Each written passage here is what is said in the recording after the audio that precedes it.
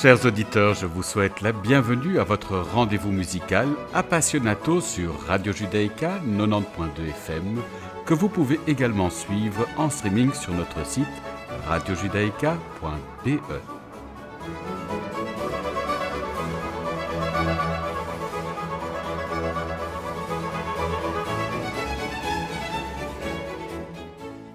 Nous avons l'immense plaisir d'accueillir aujourd'hui le claveciniste et pianiste Justin Taylor. Cette interview a été réalisée à distance.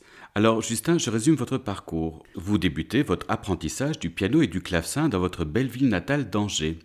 En 2011, vous poursuivez vos études au Conservatoire national supérieur de musique et de danse de Paris, où vous étudiez le clavecin avec Olivier Beaumont et Blandine Ranoux et le piano avec Roger Muraro. Votre carrière débute avec le premier prix au concours de clavecin de Bruges en 2015, assorti du prix du public, du prix Out Here Alpha Classics et de l'EUBO Development Trust. En 2017, vous êtes nommé aux Victoires de la musique classique dans la catégorie Révélation soliste instrumentale et remporté la même année le prix de la révélation musicale décerné par l'Association professionnelle de la critique. Depuis, vous vous produisez au Single d'Anvers, au LSO St. Luke's de Londres, à la Philharmonie de Paris, à l'Auditorium du Louvre, au Festival de la Roque d'Enterron, à l'Auditorium de Radio France, au Théâtre des Champs-Élysées, mais aussi au Japon et aux États-Unis. Vous jouez également avec les orchestres nationaux d'Île-de-Chambre, l'Orchestre royal de chambre de Wallonie, l'Orchestre de chambre de Genève et plus récemment avec le Concerto Köln. Vous avez déjà réalisé plusieurs enregistrements pour lesquels vous avez remporté de nombreux prix, comme le choc de l'année du magazine Classica, l'Editor Choice du magazine Gramophone ou le Grand Prix de l'Académie Charles Cros. Votre album Continuum, consacré à Scarlatti e Ligeti, a été classé parmi les 5 meilleurs enregistrements du journal Le Monde en 2018. Je vous propose de débuter notre entretien avec un extrait de cet album. Il s'agit de la sonate en Ré majeur 492 de Scarlatti.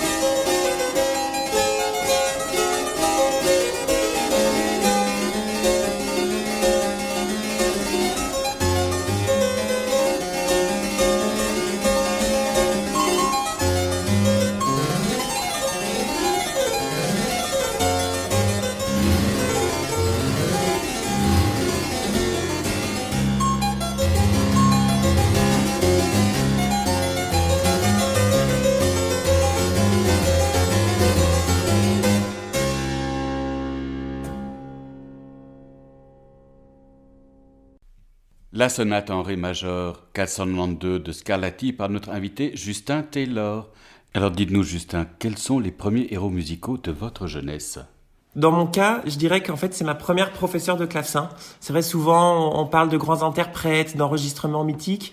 Mais en fait, quand on est petit, enfin, en tout cas, dans mon cas, mon rapport avec la musique classique, avec le clavecin, ben, c'était avant tout ce cours individuel chaque semaine avec ma professeure Françoise Marmin.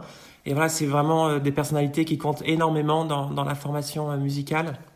C'est quelqu'un qui m'a évidemment appris énormément de choses concernant le clavecin, mais je dirais aussi la musique au sens large, la curiosité d'aller écouter des enregistrements, de déchiffrer des partitions, de jouer avec d'autres musiciens. Voilà, cette ouverture d'esprit nécessaire. Donc je pense que voilà, on pourrait dire que c'est mon premier héros musical. Comment le clavecin s'est imposé à vous? Alors j'ai découvert le clavecin un peu par hasard. Ça faisait déjà 2 ans que je faisais du piano, que j'aimais énormément ça. Et ma mère était professeure à la fac d'Angers. Et en fait, en l'attendant à une sortie de cours, il y avait dans le hall une présentation du clavecin, de son répertoire, de l'instrument. Je me souviens très bien, le claveciniste, il avait enlevé le chapiteau, donc c'est-à-dire l'endroit où les cordes sont pincées, et il montrait les sauteraux. Et tout ça m'a énormément fasciné. Et une fois que j'avais eu cette rencontre avec l'instrument et cette musique, j'ai eu énormément de mal à m'en défaire, et ça me trottait dans la tête sans cesse. Et donc, à force d'en parler et d'être presque obsédé par le clavecin, je suis donc allé rencontrer la professeure du conservatoire, et puis voilà, tout de suite, on s'est très bien entendu. Et après, voilà, ça a démarré plus de 10 ans d'études du clavecin ensemble. Alors nous allons vous écouter et je vous propose de poursuivre avec la sonate en si mineur opus 2 numéro 8 d'Arcangelo Corelli par le consort de notre invité Justin Taylor.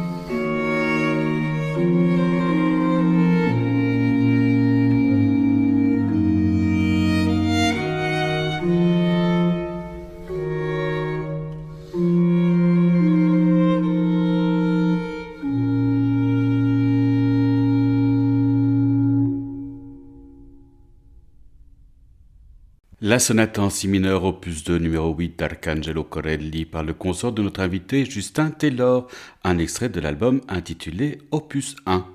Comment vous est venue l'idée de fonder votre propre consort, Justin ? Comme je vous le disais, en fait, le clavecin à l'époque baroque est un instrument qui a un répertoire soliste considérable, mais qui aussi accompagnait quasiment 90% du répertoire de musique de chambre, que ça soit la sonate en trio, comme on vient d'entendre ici, c'est-à-dire une sonate avec 2 violons, basse d'archet et clavecin, ou des œuvres vocales, qu'elles soient assez intimes, comme par exemple des leçons de ténèbres, ou carrément des grandes productions lyriques, on pense aux opéras de Lully de Rameau. En fait, le clavecin était vraiment partout. Et pour moi, je pense que c'est important aujourd'hui d'avoir cette ouverture dans sa pratique, de pas se cantonner à un répertoire, qu'il soit musique de chambre, orchestrale ou solo. Et donc c'est vrai que moi j'aime beaucoup brosser tous ces différents répertoires. Et c'est donc assez naturellement que après le concours de Bruges, j'ai eu envie de développer mon activité chambriste. Et donc voilà, le consort, qui est en fait une aventure collective et pas personnelle, a démarré en 2015. Alors justement, comment avez-vous rencontré ces membres ? Une des grandes chances qu'on a en étant musicien, c'est qu'on rencontre sans cesse de nouvelles personnes. Et évidemment, les études sont un lieu privilégié pour cela. Et pendant mes 4 années d'études au Conservatoire de Paris, voilà, j'ai pu rencontrer beaucoup de personnes qui sont devenues des amis, voilà, qui font maintenant aussi partie du consort. Et donc en fait, cette aventure a surtout démarré d'abord dans les couloirs du conservatoire, puis dans des salles de répétition, et puis maintenant dans des salles de concert. Avec ce consort, vous accompagnez également la mezzo-soprano Eva Zajic. Comment avez-vous fait sa connaissance ? Alors j'ai peur de vous décevoir par manque d'originalité, mais également au Conservatoire de Paris. En fait, on faisait tous les deux une production d'un opéra de Mozart, Mithridate, qui est la production annuelle qui est faite par les élèves du conservatoire. Et donc moi, j'étais le continuiste. Et donc en fait, il y a des répétitions assez longues qui durent 3 à 4 semaines, où on a ce moment un peu privilégié avec les chanteurs avant que l'orchestre entier arrive sur le plateau. Et on a vraiment eu beaucoup d'affinités avec Eva. On s'est très bien entendu musicalement, humainement. Et donc ça nous a donné envie de faire d'autres projets en dehors du conservatoire. Et donc on a très peu de temps après cette production au conservatoire fait une résidence avec le consort à la Cité de la Voix de Vézelay, qui est une sorte d'incubateur pour jeunes ensembles qui veulent se développer en musique vocale. Et on a enregistré notre premier disque en 2017, Venez chère ombre.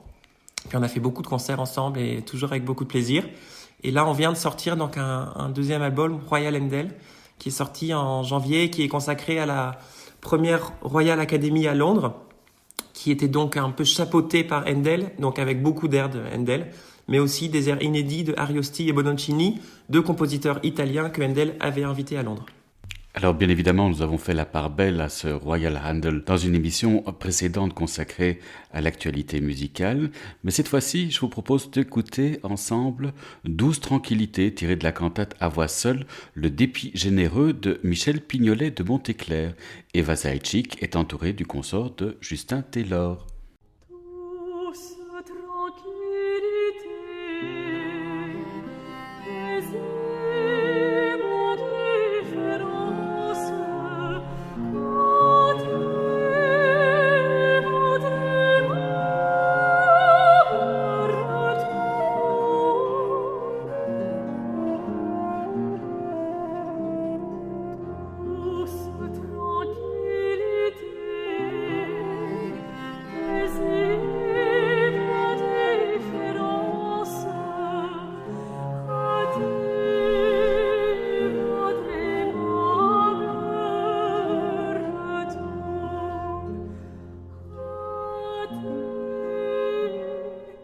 Oh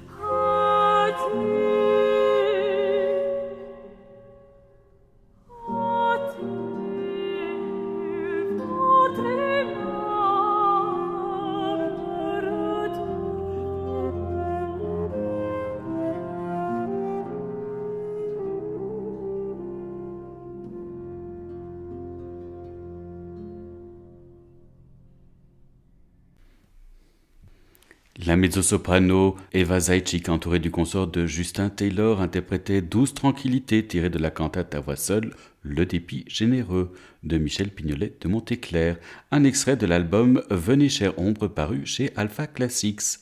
Je vous propose d'enchaîner directement avec la Forqueray tirée de la première suite en ré mineur de Jean-Baptiste Forqueray. Notre invité, Justin Taylor, est au clavecin.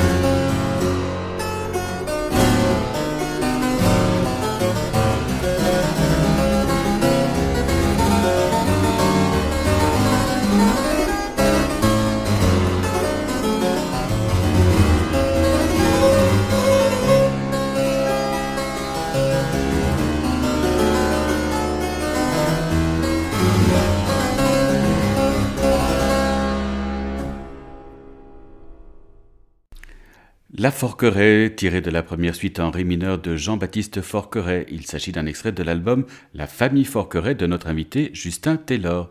Justin, qui étaient les Forqueray ? Les Forqueray étaient une grande famille de violistes au XVIIe et XVIIIe siècle. On peut même presque parler d'une dynastie. Il y a vraiment plusieurs générations de Forqueray extrêmement doués à la viole. Antoine, le père, a joué à l'âge de 10 ans devant Louis XIV, donc vous vous rendez compte de cette précocité. Et est devenu rapidement un musicien très en vue en France à cette époque. Il était donc musicien à la chambre du roi et était vraiment courtisé de toutes parts. Il a eu un fils, Jean-Baptiste, qui lui aussi était vraiment assez génial et précocement doué. Et lui a joué à 5 ans devant le roi. Donc voilà, il y a une sorte de compétition entre le père et le fils. Compétition qui a un peu mal tourné et qui s'est transformée en orage de jalousie presque. Sachant que Antoine, donc le père, a fait enfermer son fils, emprisonner carrément, pour en fait cacher son talent aux yeux du monde et garder lui le dessus sur sur ce génie de la viole. Et donc voilà, une histoire qui a assez mal tourné. Ensuite, Jean-Baptiste, le fils, a réussi à se faire libérer par des amis influents. mais son père l'a fait bannir de France. Enfin voilà, une histoire assez incroyable et passionnée. Finalement, Jean-Baptiste a pu revenir en France, on n'entend plus trop parler de lui. Son père meurt en 1745. Et là, 2 ans après, Jean-Baptiste va publier un recueil de 5 suites dont est extraite la pièce que vous venez de diffuser. Et il les publie en disant « Voici les pièces de mon père ». Alors ça rajoute encore une énigme à cette histoire assez difficile à cerner. Pourquoi il aurait publié les pièces de son père alors que il y a eu toute cette histoire pas très sympathique. Son père, qui de son vivant était extrêmement influent, aurait très bien pu les publier lui-même. Voilà, il y a énormément d'hypothèses dessus. Moi, je pense qu'une partie de la musique a pu être un peu imaginée par le père, mais que c'est Jean-Baptiste, le fils, qui l'a tellement remanié, tellement retravaillé, qu'on peut considérer que c'est sa musique. J'aime énormément cette musique parce que ce sont des pièces incroyablement contrastées. Alors, on dit souvent que la musique est contrastée, mais là, vraiment, c'est assez exceptionnel. Il y a des pièces qui dépeignent des orages furieux, rythmiques, quasiment électriques dans le clavecin, et des pièces comme La Silva, par exemple, qui est une de mes pièces favorites, complètement abandonnée, voilà, où toute notion de temps disparaît presque. Donc voilà, c'est une musique qui me touche énormément et qui était donc l'objet de mon premier disque paru en 2016. Alors, les programmes de vos albums frappent par leur cohérence et leur originalité. Comment les concevez-vous ?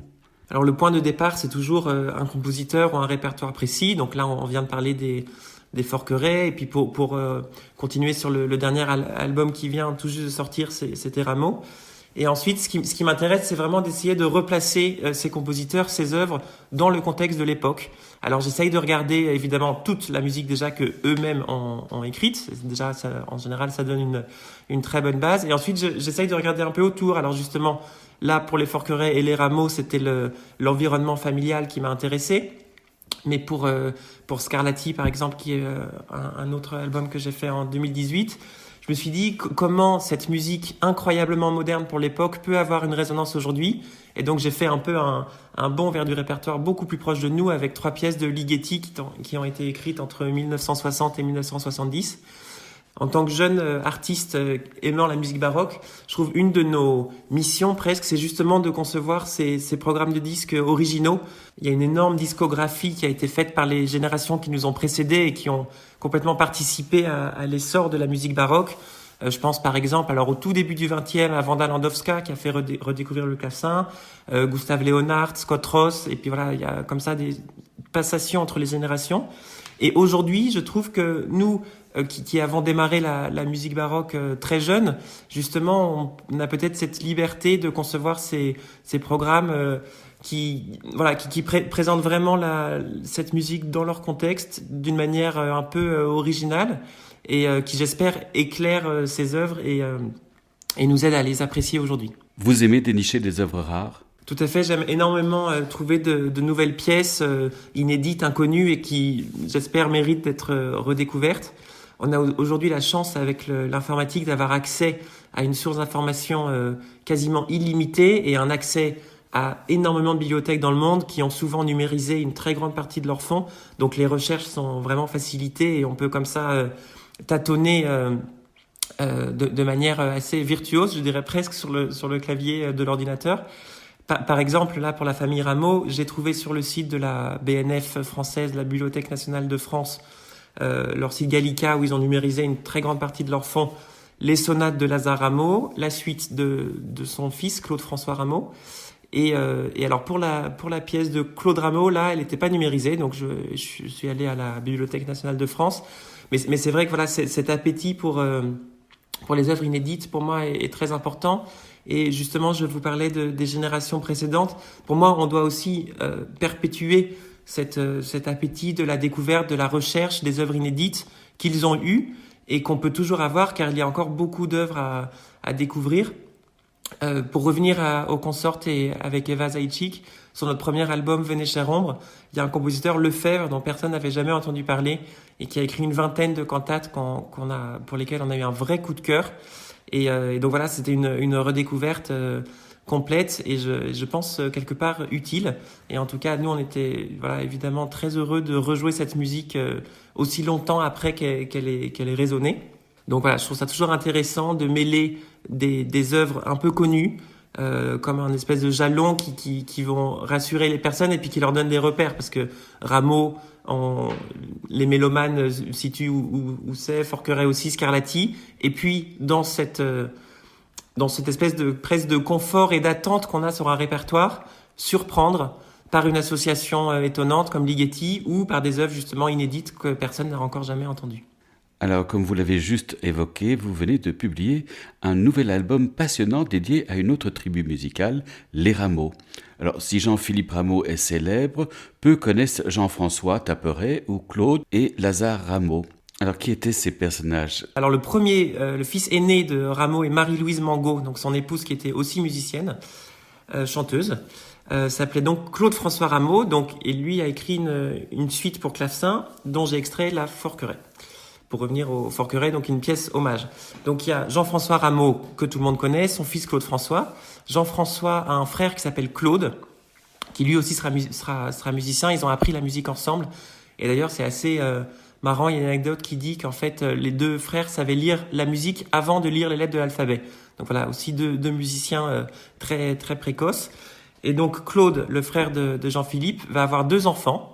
Jean-François Rameau, alors qui lui ne sera pas musicien, mais qui est un peu connu aujourd'hui sous le nom de neveu de Rameau, parce qu'en fait Diderot, dans son pamphlet, parle de Jean-François Rameau, et Lazare Rameau, donc un autre neveu de Rameau, mais cette fois-ci musicien, qui a écrit 3 sonates juste à l'aube de la Révolution française en 1788. Donc voilà, donc il y a cette famille Rameau, et puis j'ai voulu aussi étoffer le disque par ce que j'ai appelé des hommages, parce qu'en fait évidemment Rameau s'est très vite imposé comme une figure incontournable de son temps, et puis même après il a laissé une marque dans l'histoire de la musique indélébile. Et donc un des hommages de son temps, c'était donc Jean-François Tapperet, qui était un compositeur pas très connu à l'époque, mais intéressant, et qui s'est emparé des Sauvages. Donc la danse des Sauvages qui est assez connue aujourd'hui et qui était déjà un tube à l'époque. Voilà une pièce entêtante avec un rythme endiablé. Et donc Jean-François Tapperet en a fait des variations. Il a d'abord repris le thème de Rameau, et puis il a fait une série de 4 variations assez virtuoses pour clavecin, une pièce que j'aime beaucoup. Et puis l'autre hommage, c'est Claude Debussy qui a écrit une pièce qui s'appelle entre guillemets tout simplement Hommage à Rameau en 1905, où il va essayer, je trouve, de retrouver cette poésie de la résonance, des harmonies étonnantes. Et j'ai trouvé ça très intéressant de montrer justement à quel point l'inventivité et le génie de Rameau a eu des répercussions non seulement à son époque, mais jusqu'à aujourd'hui. Alors, qu'est-ce qui vous fascine dans ces familles musicales comme les Forqueray ou les Rameau ? Alors, j'ai pas une fascination pour la famille en tant que telle. Donc, comme je vous disais, c'est surtout le contexte qui m'intéresse. Et aujourd'hui, ça paraît peut-être un peu étonnant, mais à l'époque, tous les métiers, et pas que celui de compositeur, mais s'apprenaient en famille. Voilà, on était compositeur de père en fils, menuisier de père en fils. Et donc voilà, en fait, la cellule familiale pour le métier avait un rôle très important. C'est pour ça qu'on a presque des dynasties de compositeurs. Alors, on connaît les Bach, les Mozart, voilà, Mozart voyageant avec son père, mais même Vivaldi, par exemple, avait un père violoniste, les Forqueray, Scarlatti, son père était également très grand compositeur napolitain. En fait, beaucoup de très grands compositeurs ont évolué dans une famille musicienne.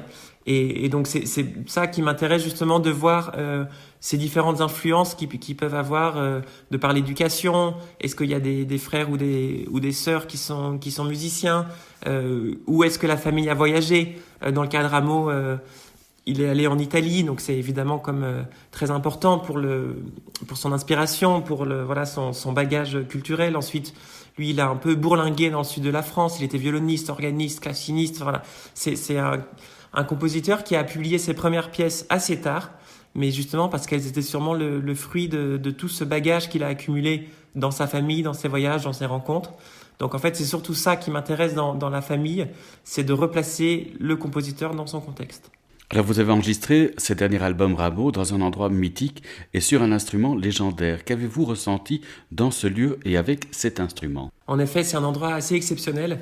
Donc j'ai eu la chance d'enregistrer au château d'Assas, qui est tout près de Montpellier, dans le sud de la France, qui est un château 18e absolument magnifique, je dirais de manière pas du tout péjorative, dans son jus, c'est-à-dire qu'il y a une ambiance assez inénarrable là-bas. Et surtout, il abrite un clavecin extraordinaire qu'on appelle le clavecin du château d'Assas, qui est un clavecin de facture lyonnaise des années 1730 et qui a un son complètement envoûtant, je dirais. Je me rappelle très très bien de ma première rencontre avec lui. Pour moi, c'est un des clavecins français historiques les mieux conservés que je connaisse. Et donc voilà, donc j'ai fait cet enregistrement là-bas et c'était assez étonnant parce que c'est un clavecin qui a une très forte personnalité. Donc par exemple, il y avait des registrations, des nuances, des caractères, des tempi que j'avais prévus. Et puis en arrivant sur place et en commençant à enregistrer, en fait le clavecin m'a dit en gros non, moi ça marche pas comme ça. Et donc il y a cette adaptation que j'ai dû faire, mais qui était justement passionnante, parce que il y a presque un dialogue qui s'installe entre le musicien et l'instrument, tant l'instrument est merveilleux.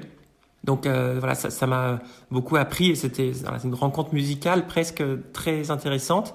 Et puis pour revenir sur le lieu, c'est vrai que c'est un lieu assez mythique aussi parce que le claveciniste Scott Ross a beaucoup contribué à le faire connaître parce qu'il a eu lui aussi visiblement un énorme coup de cœur pour ce clavecin. Il a habité sur place plusieurs années et voilà, ça a vraiment participé aussi à sa carrière et à faire découvrir le clavecin. Donc voilà, c'est un lieu chargé d'histoire qui abrite ce clavecin dont je me souviens encore aujourd'hui comme si c'était hier. Alors nous allons écouter ce clavecin dans le thème et variation des Sauvages de Jean-François Tapperet.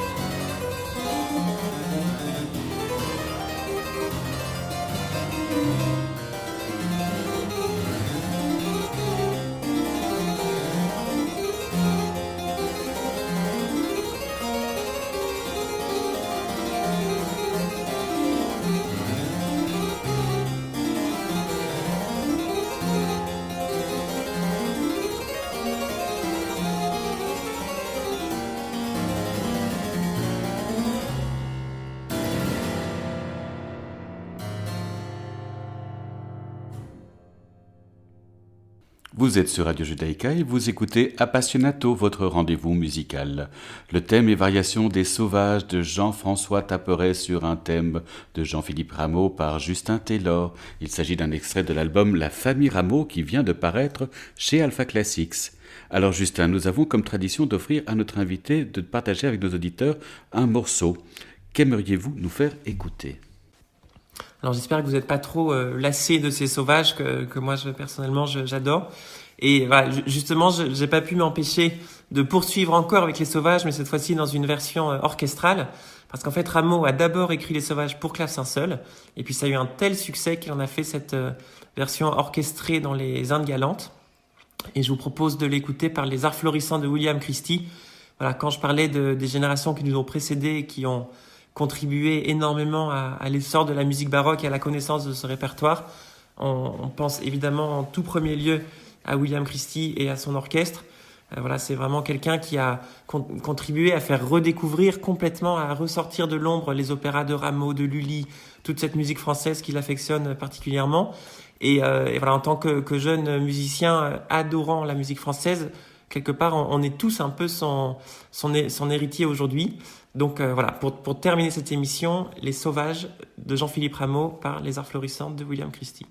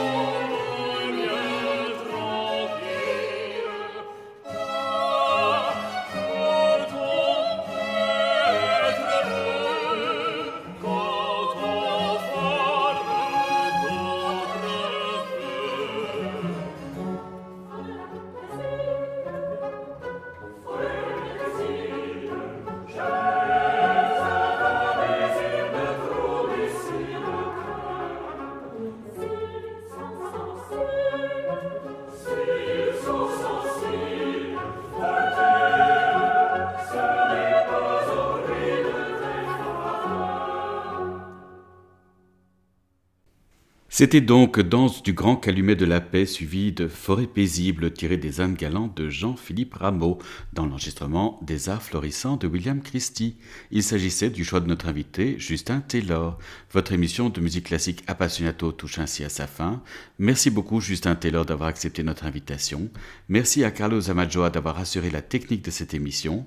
N'oubliez pas qu'Appassionato est diffusé sur les ondes et le site de Radio Judaïka les lundis à 13h, les jeudis à 14h et les dimanches à 9h.